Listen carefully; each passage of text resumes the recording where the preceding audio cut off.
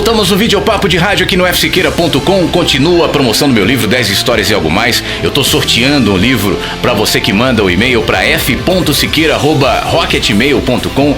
Coloque no assunto sorteio e aí você vai concorrer a esse livro lançado pela editora Besouro Box, onde eu descrevo algumas experiências como âncora da Rádio Sul América Trânsito, situações vividas com os ouvintes vivendo momentos limites da sua vida no carro, no trânsito complicado de São Paulo, situações realmente difíceis e momentos onde o rádio pode estar presente, ajudando os ouvintes no seu dia a dia, na sua vida. Enfim, são histórias que, além de tudo, tiram lições que a gente pode aplicar no nosso dia a dia, na nossa vida, seja em que ambiente for. Vale a pena. E se você quiser ganhar o livro sem nenhum custo, direto aí na sua casa, você pode concorrer, então, mandando seu e-mail para f.siqueira@rocketmail.com. Não esquece de colocar no assunto sorteio. Em breve a gente vai sortear aqui no vídeo Papo de Rádio.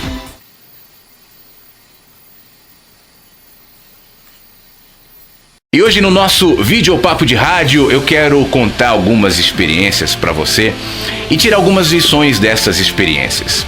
Eu me lembro quando eu comecei no rádio, isso em 1991, eu tinha 16 anos, não tinha nenhuma experiência em rádio e um primo meu comentou que uma rádio precisava de locutores. Não custava ir lá fazer um teste e eu fui. E as pessoas viram algum potencial. Eu fiquei na rádio durante um tempo separando discos. Naquela época a programação era feita com o código dos LPs, então separava os LPs, deixava ali na técnica com aquela folha da programação musical de hora em hora para os operadores, esperando uma chance de falar pela primeira vez. As primeiras chances vieram quando alguns programas gravados que tinham hora certa patrocinada, né? Então, como a hora precisava entrar, e naquela época não era automatizada a programação, não bastava você programar a hora certa, como hoje na maioria dos softwares vem, precisava ter alguém ali para dizer. E esse alguém era eu, o menino que estava na rádio, louco por uma chance, buscando a sua primeira experiência no microfone.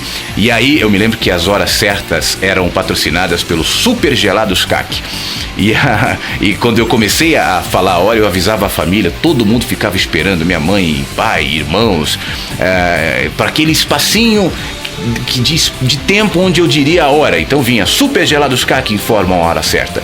E aí eu tinha que entrar e falar a hora. Mas como eu queria falar mais, né, eu tentava prolongar isso. Então, em vez de falar 12:04, eu falava boa tarde em São Paulo, 12 horas e 4 minutos. E às vezes não dava nem o tempo do espacinho ali da hora certa. Às vezes a minha voz, a minha locução era cortada pelo spot que vinha logo em seguida. Enfim, eram situações que a gente vive no começo da profissão.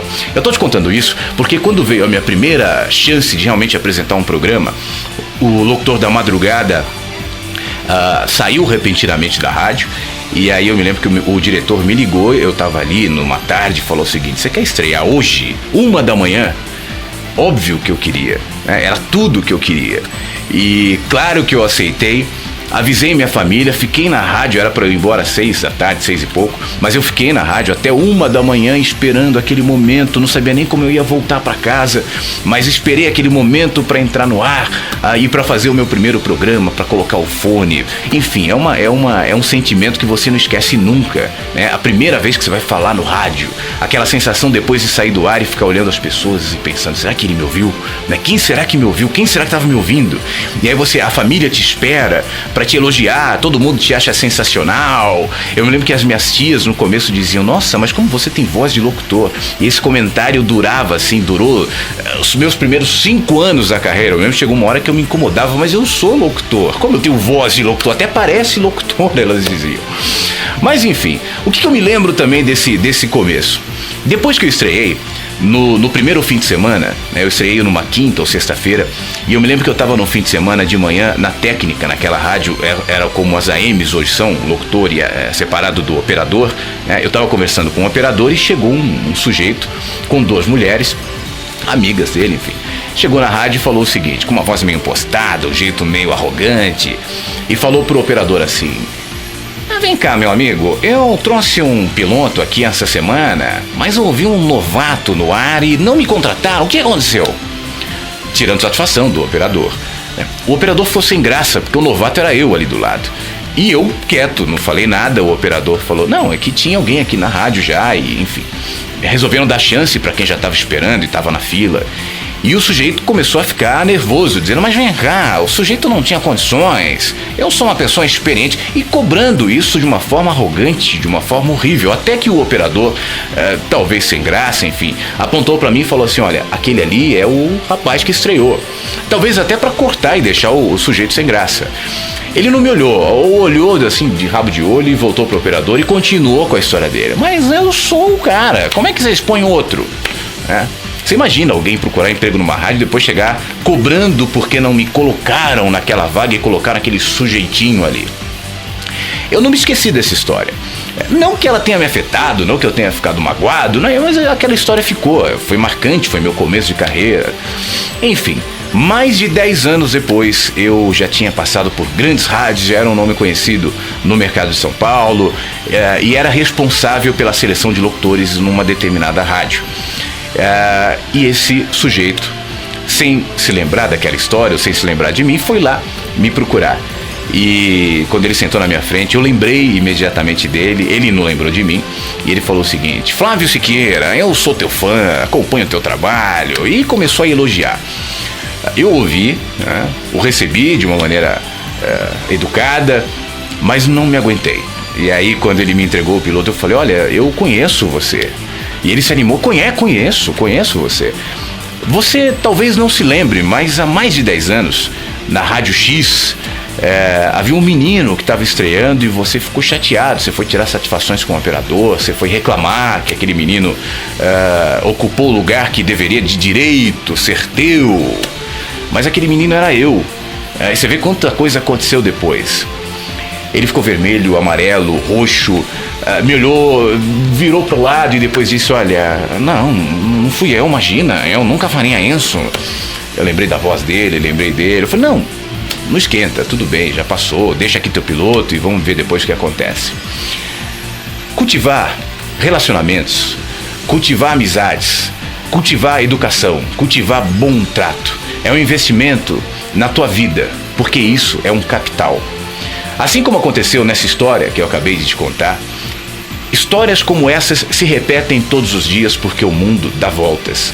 Hoje aquele que bate na tua porta e vai levar um piloto para você, que liga, que te manda um currículo, que te procura e que você não atende, que você não recebe, que você trata mal.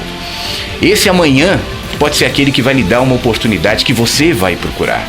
O nosso mercado, o nosso mundo da comunicação, e daqui para frente ainda mais, é muito cíclico. As coisas giram de uma maneira muito rápida, muito veloz. De modo que se você se esquecer que aquele menino, aquele estagiário, aquela pessoa que você está tratando ou que está te procurando hoje, pode ser teu chefe amanhã, isso pode lhe fechar muitas portas no futuro. Eu me lembro dessa história em que eu experimentei e fico pensando que oportunidades esse sujeito poderia ter tido, não comigo só não, mas com outras pessoas que provavelmente foram vítimas do orgulho dele, da arrogância, sendo que na realidade a principal vítima disso tudo foi ele mesmo. A gente lida com ego na nossa profissão. Nós expomos o nosso trabalho para muita gente. Nós recebemos elogios de pessoas que não nos conhecem, que nos procuram, que dizem que nós somos o máximo. Porque de certa maneira a gente se torna amigo daquelas pessoas que criam vínculos de cumplicidade. Se você acreditar nesses elogios e se você achar realmente que você é o máximo, você está dando o primeiro passo para terminar sua carreira, para ficar para trás, para perder oportunidades e para se perder. Não acredite não nos elogios que te fazem. Você tem muito mais sempre a completar, a agregar, a crescer, a melhorar como profissional e como gente.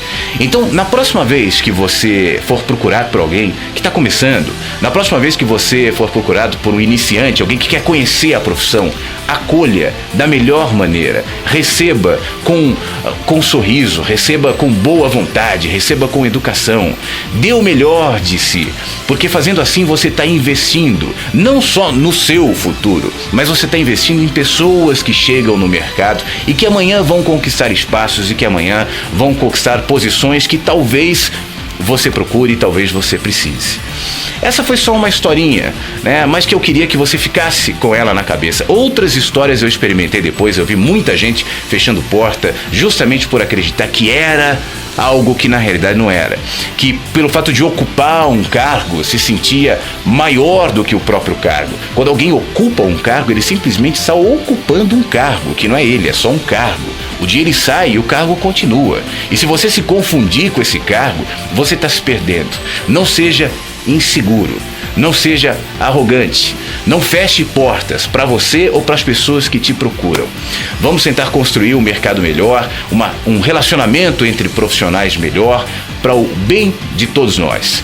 Pense nisso e construa uma carreira muito mais vitoriosa e com muito mais pé no chão. Fique com essa história na cabeça e eu queria que você fosse refletindo e até comentasse, mandando um e-mail para f.siqueira@rocketmail.com, inclusive sugerindo temas.